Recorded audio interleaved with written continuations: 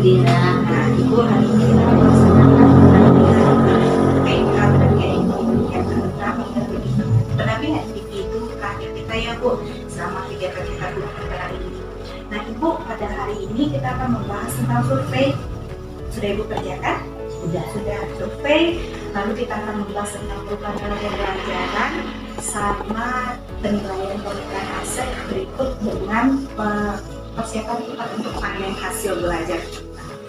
Gimana Bu? Ada yang mau ditanyakan? Sampai sini belum. Ibu, hari ini kan kita akan membahas tentang penampilan individu. Dalam 1 bulan terakhir sebelum kita sebelum kita PI 5, apa saja yang Ibu lakukan? Baik Bu Dina, selama 1 bulan terakhir ini mulai dari PI 5 ke PI 6 itu ada beberapa kegiatan yang sudah saya lakukan.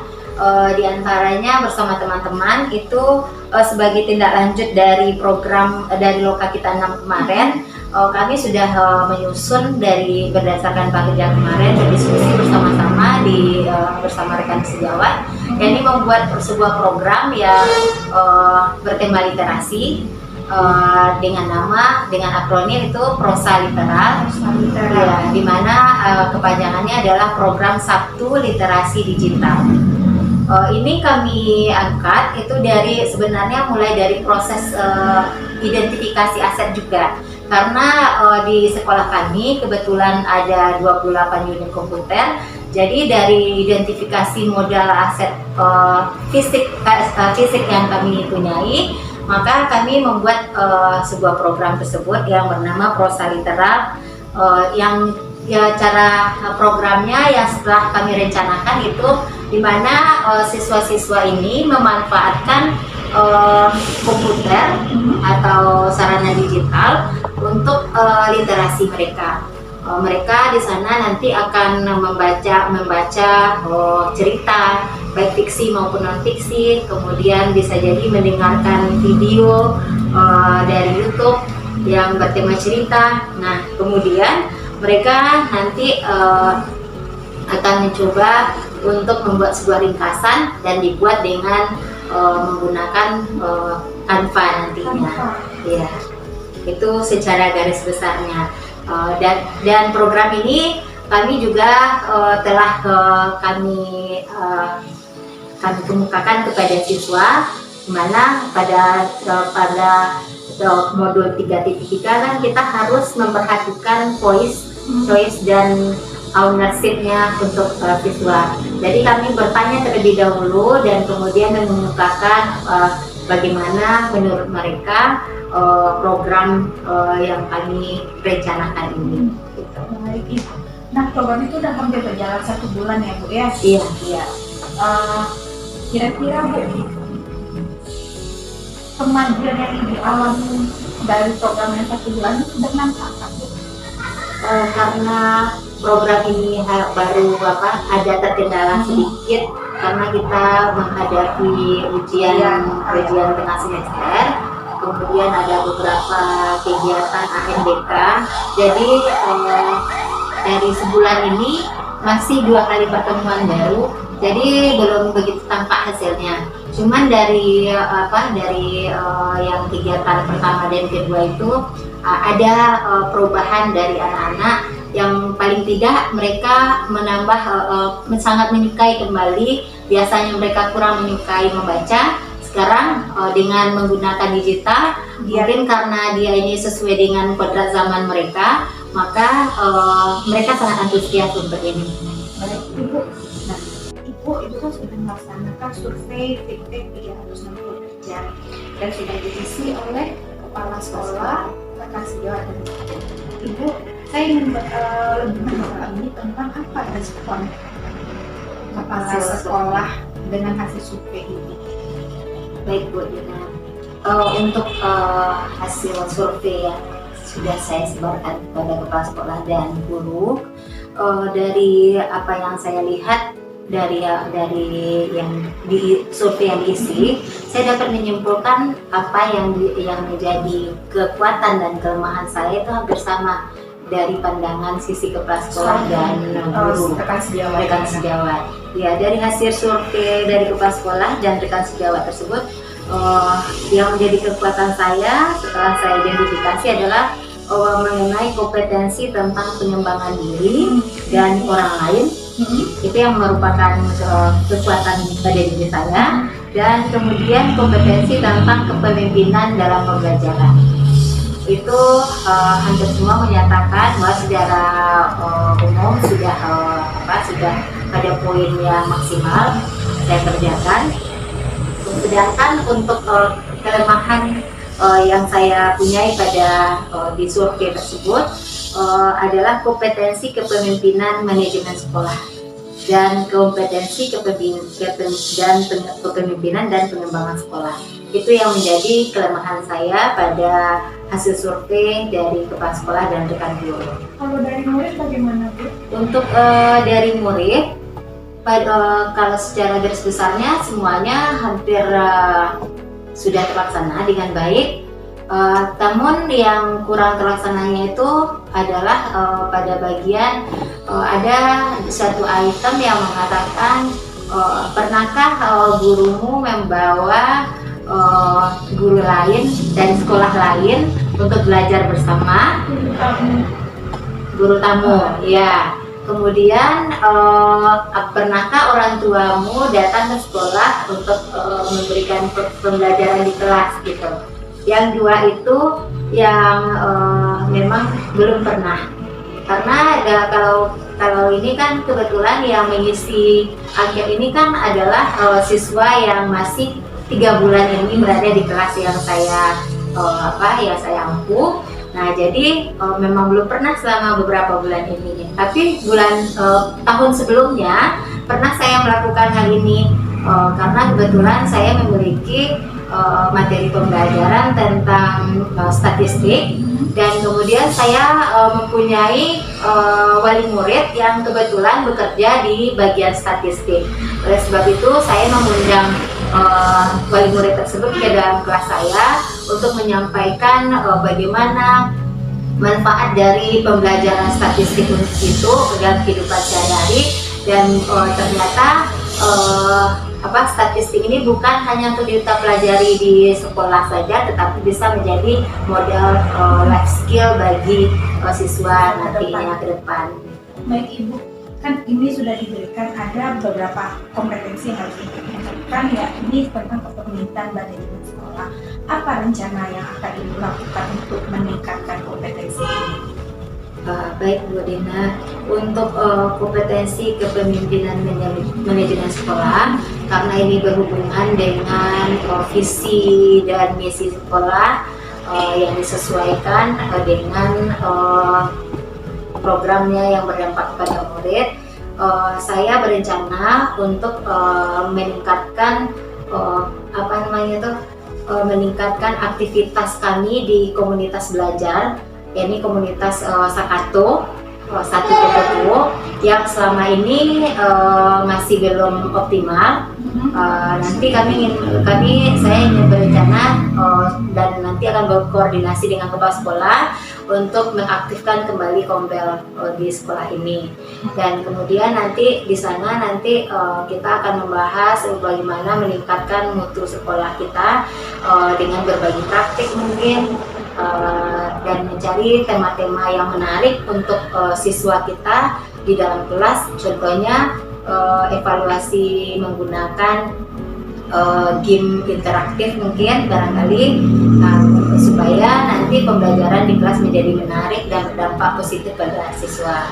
Kemudian saya juga akan mencoba mereview kembali pembelajaran di modul sebelumnya yang di CGP, karena tupoksi kita ya di sekolah yang begitu banyak, terkadang manajemen waktu untuk mempelajari modul tersebut masih terbatas. Oleh sebab itu nanti saya akan mencoba kembali mereview pembelajaran saya di modul yang relevan.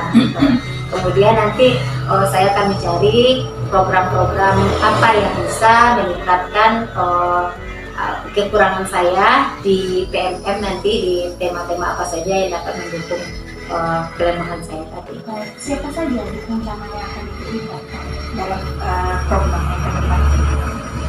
Untuk program ke depan ini saya berencana tentunya akan melibatkan tentu pertama kali adalah kepala sekolah dan juga rekan guru yang tentunya akan paling mendukung pada program tersebut. Kemudian tak kalah pentingnya adalah juga siswa. Siswa juga mempunyai peran penting dalam pembelajaran pada program tersebut. Kemudian saya nanti akan mencoba berkolaborasi dengan wali murid. Karena salah satu dari kelemahan saya ini adalah tentang kepemimpinan dan pengembangan sekolah yang berhubungan dengan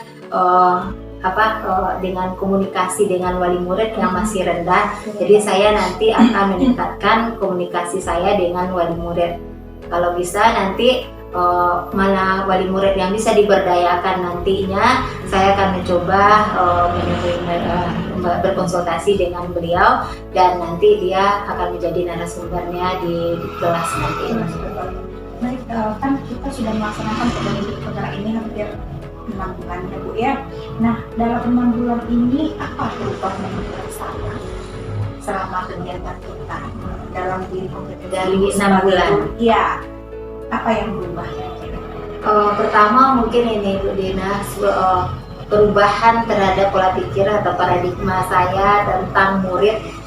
Sebelumnya pembelajaran yang saya lakukan lebih dominan kepada teacher center dengan metode yang masih konvensional yaitu ceramah. Namun setelah saya masuk di CGP mulai pada modul 1.1 ini sudah membuat mindset saya menjadi berubah, di mana di sana bahwasanya di dalam pembelajaran tersebut kan ada filosofi pemikiran hadir yang menyatakan bahwa pembelajaran itu sejatinya adalah menghamba kepada murid. Sedangkan apa yang saya lakukan selama ini itu jauh dari hal tersebut. Jadi dengan mempelajari modul 1.1 ini, saya mencoba berusaha untuk mengubah apa yang pernah saya lakukan tadi menjadi apa yang sesuai dengan konsep yang dikatakan di modul 1.1 tadi, yaitu dengan kita hanya sebagai fasilitator saja, tetapi murid dan kita harus melakukan pembelajaran berpusat pada murid. Nah, kemudian yang berubah pada saya adalah selain pada modul modul 1.1 tentang pemikiran hadir tadi, juga tentang melakukan budaya positif di sekolah yang selama ini contohnya adalah mengimplementasikan praktek restitusi, segitiga restitusi, di mana selama ini kalau terjadi masalah pada siswa, kami di sekolah, terutama saya pribadi, lebih sedikit menghakimi kepada siswa. Namun dengan adanya pembelajaran tentang segitiga restitusi ini memberikan tambahan wawasan sehingga merubah cara saya dalam mengatasi permasalahan yang terjadi di sekolah dengan menggali apa yang dipikirkan oleh siswa. Kemudian masih dalam berkaitan dengan hal tersebut di modul 1.4 dengan budaya positif, kami sudah membuat sebuah keyakinan kelas, di mana sebelumnya tidak pernah kami membuat sebuah keyakinan kelas seperti itu. Tetapi dengan adanya pembelajaran yang di budaya positif tadi, kami telah membuat di awal pembelajaran, di awal semester itu keyakinan kelas bersama siswa, sehingga apa yang voice atau suara pendapat dari siswa, kemudian pilihan siswa terhadap peraturan yang diinginkannya itu terlaksana dengan baik, alhamdulillah. Kemudian juga tentang pembelajaran KSE. KSE sosial emosional, di mana sebelumnya saya sebenarnya sudah melaksanakan KSE di dalam pembelajaran. Namun ketika kita mempelajari modul 2.2 tentang KSE, ini memberikan pemahaman baru kepada saya bahwasanya sebenarnya KSE itu sudah dilaksanakan dalam proses pembelajaran, cuman sudah diintegrasikan, tetapi nama atau istilahnya untuk ini penamaannya belum saya ketahui. Ini sudah ada perubahan. Kemudian juga pembelajaran berdiferensiasi di modul 2.1 sudah saya rasa itu sudah terjadi perubahan di cara belajar saya mengajar saya, di mana sebelumnya kami tidak pernah melakukan tes diagnostik gaya belajar, tetapi sekarang dengan pembelajaran tersebut kayak saya kemudian berbagi pengetahuan dengan teman-teman yang lain bahwasanya hal itu perlu bagi kita. Maka sekarang ini alhamdulillah karena semuanya sudah kurikulum merdeka dan tes diagnostik itu diperlukan, maka semuanya sudah melaksanakan tes diagnostik. Jadi mungkin itu beberapa hal yang tidak terjadi perubahan. Terjadi perubahan dalam diri dalam menangani ini, kan itu perubahan dalam diri. Kira-kira murid bagaimana? Apakah ada perubahan sebelum dan sesudah menjalankan program guru penggerak? Untuk murid ini mungkin saya bisa membandingkan ketika saya sebelum sebagai CGP di tahun pembelajaran sebelumnya. Pada saat pembelajaran sebelumnya memang karena gaya belajar saya yang monoton, hari ini membuat siswa ini menjadi ketika belajar terasa membosankan bagi mereka. Namun ketika saya sudah berada pada area CGP pada saat itu dan sudah mempelajari berbagai hal tentang bakat dan minat siswa itu berbeda, bahwa siswa itu adalah unik, kemudian bahwa mereka mempunyai gaya belajar yang berbeda. Nah, kemudian saya mencari berbagai referensi dan memvariasikan pembelajaran saya di kelas, dan akhirnya ini membuat siswa saya menjadi antusias dalam belajar. Dan kadang-kadang mereka walaupun waktunya sudah habis, mereka masih menginginkan pembelajarannya diselesaikan sampai habis gitu. Terutama ketika untuk refleksi evaluasi pembelajaran, karena saya berusaha mengkombinasikan dengan kebutuhan belajar siswanya yang sesuai dengan kodrat zaman mereka, misalnya dengan menggunakan word dan juga Bambuzel sebagai evaluasinya, aplikasinya untuk interaktifnya.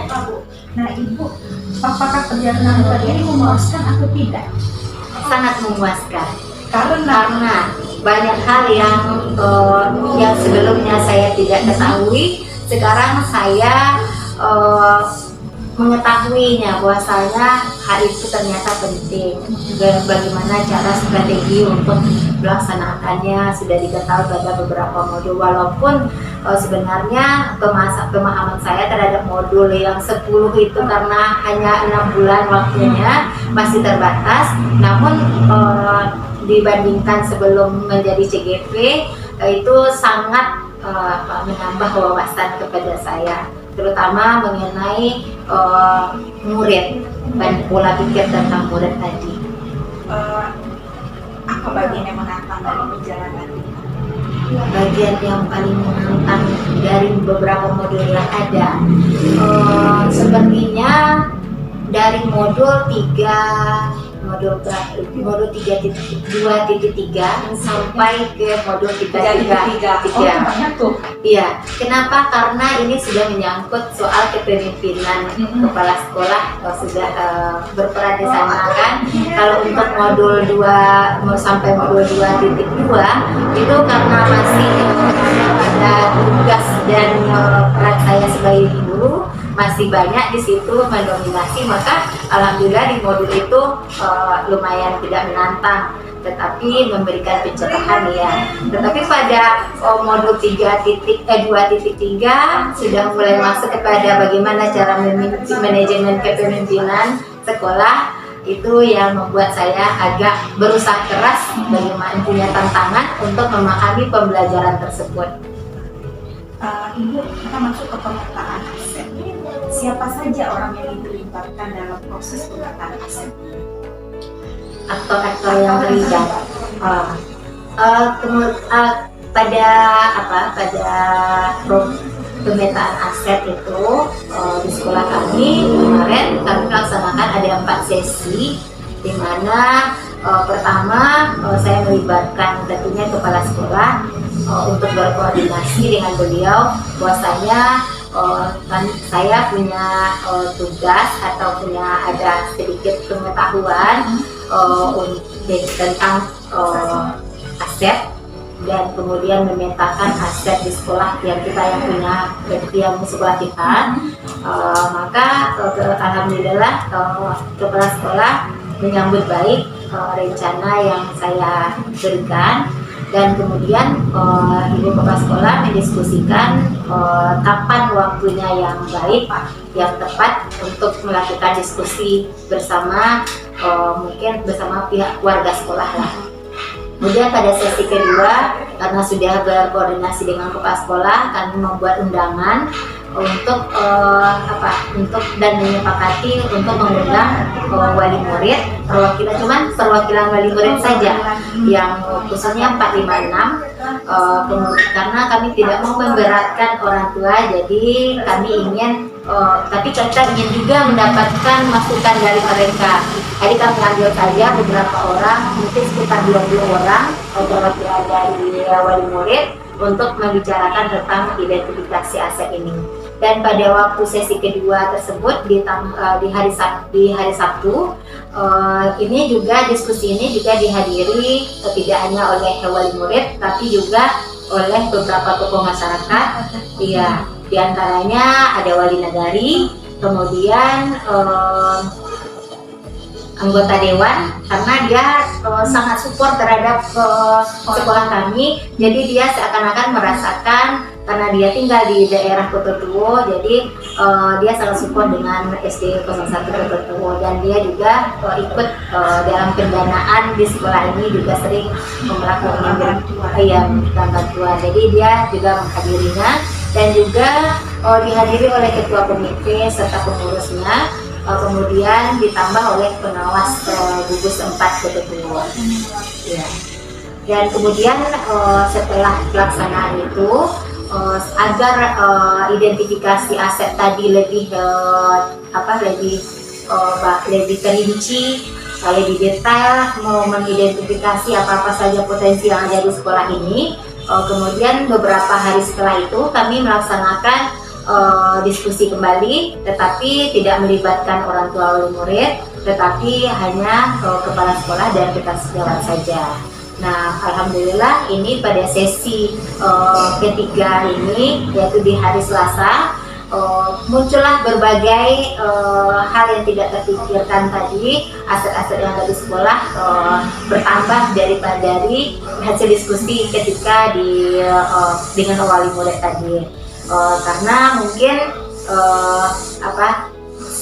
yang rekan guru yang ikut, mereka mencurahkan pendapatnya itu sesuai dengan perannya masing-masing. Contohnya untuk bendahara bos, dia memikirkan, mencari ide-ide dan mengidentifikasi aset yang ada itu dari segi finansialnya. Kemudian ada yang sarana fisik, itu seperti perpustakaan, dapur dan segala macam, itu ada pula orang yang pasnya. Kemudian untuk aset manusia, ada pula yang untuk peran yang sesuai dengan perannya. Kemudian yang terakhir itu pada sesi keempat, kami juga ingin mengetahui pendapat siswa. Kami ingin menyertakan voice choice untuk dari siswa tersebut. Jadi kami melibatkan siswa juga pada tanggal 9 September itu di hari Senin. Kami mengadakan diskusi kembali dengan siswa tentang aset ini, bagaimana pendapat mereka. Nah, Ibu kan sudah melakukan pemetaan aset sebanyak 4 sesi. Ada nggak kendala yang dihadapi? Kendala yang dihadapi kalau secara umum tidak ada kendala. Katanya kemarin karena sebelum kami mengidentifikasi aset tersebut, saya memaparkan terlebih dahulu apa sebenarnya yang aset yang dimaksud di sini. Artinya aset tersebut bukan seperti pemikiran mereka pada awalnya, yaitu mereka mungkin aset itu seperti harta, mungkin harta benda yang berharga, itulah yang dalam pemikiran mereka awalnya.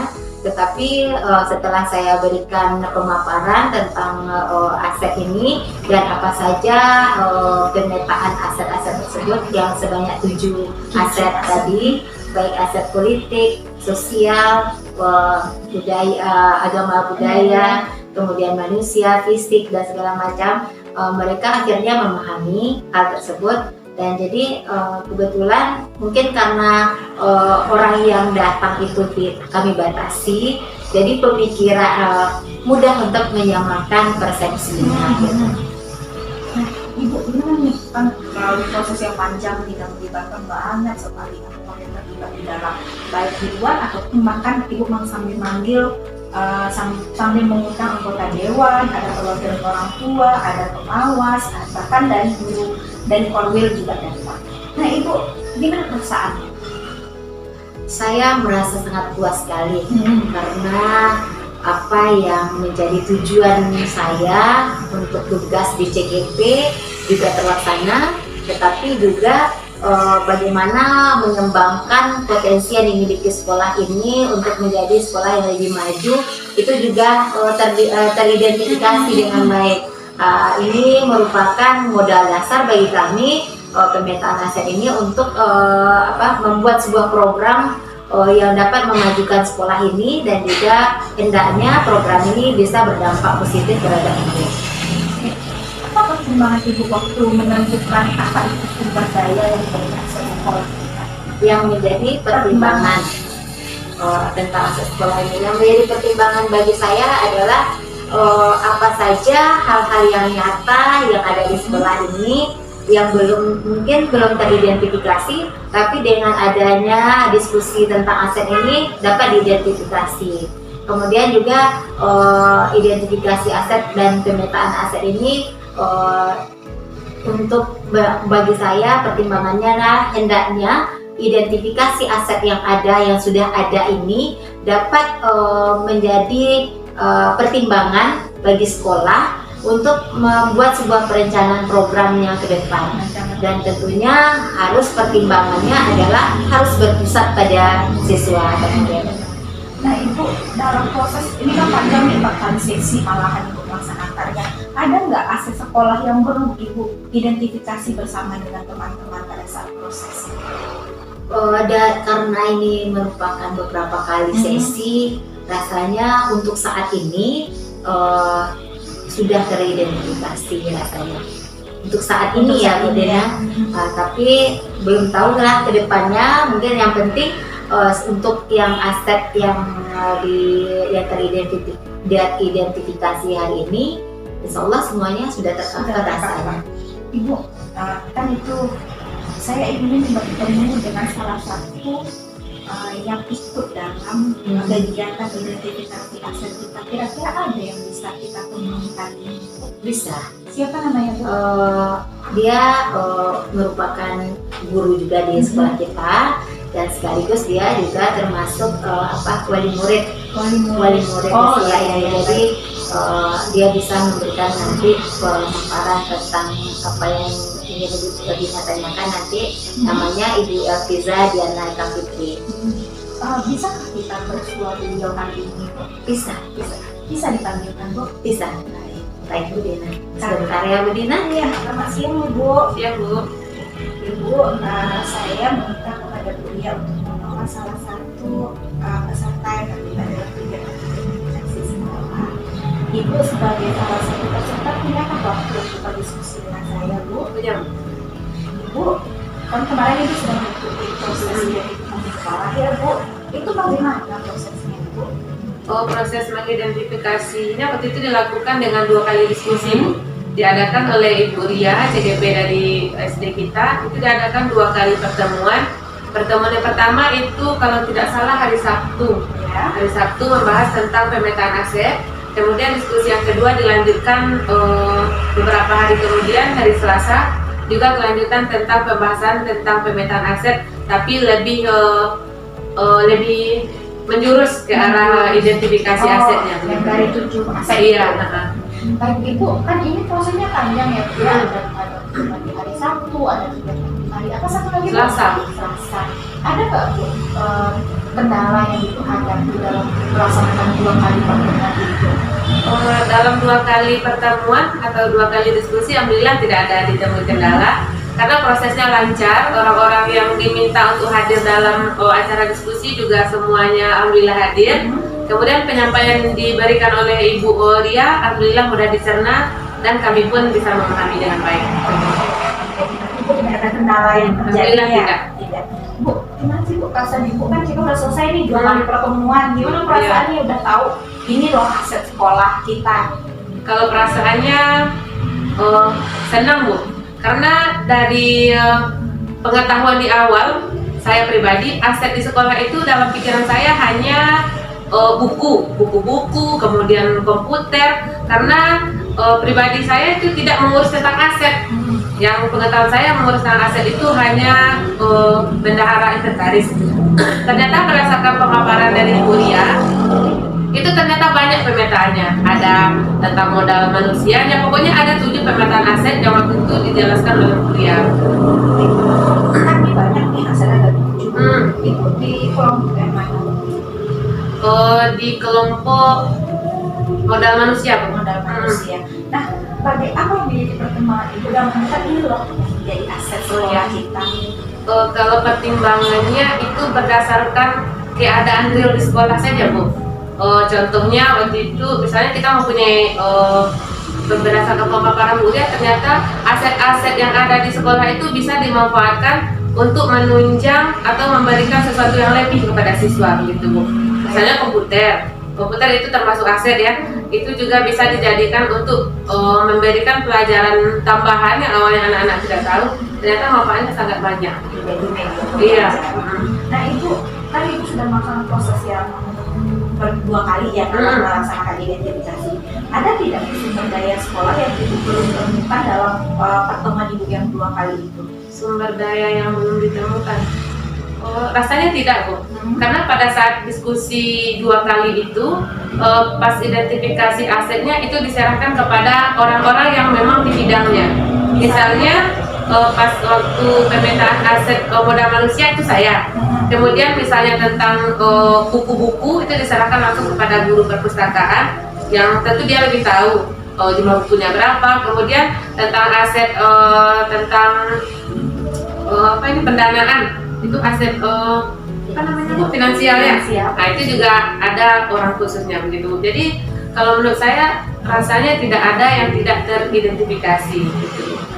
Terima kasih Ibu atas prosesnya. Proses itu panjang ya. Iya Bu. Tapi walaupun panjang, Ibu merasa senang udah bisa mengidentifikasi sekolah dan yang paling penting Ibu mendapatkan ilmu baru sebagai kita sebagai pemimpin. Terima kasih Ibu atas waktunya. Bu, kita kan sudah selesai berbicara berdiskusi dengan siapa tadi namanya? Bu Elviza. Bu Elviza. Nah, sekarang saya ingin menanyakan ada tentang gimana persiapan kita untuk panen hasil belajar yang akan kita laksanakan di akhir bulan? Saya akan nantinya untuk panen karya besok berencana untuk membawa hasil karya siswa saya selama pendidikan guru pendidikan. Kemudian juga nanti saya akan menyiapkan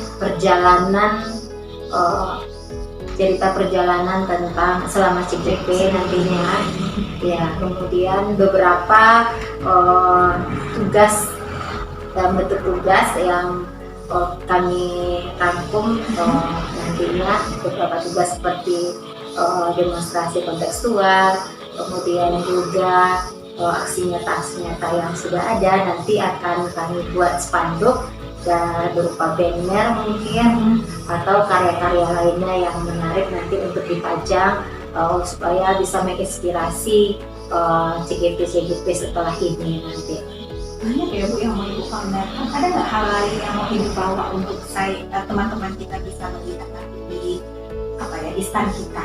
Nanti akan membawa prakarya siswa dari hasil daur ulang kertas yang tidak dimanfaatkan lagi.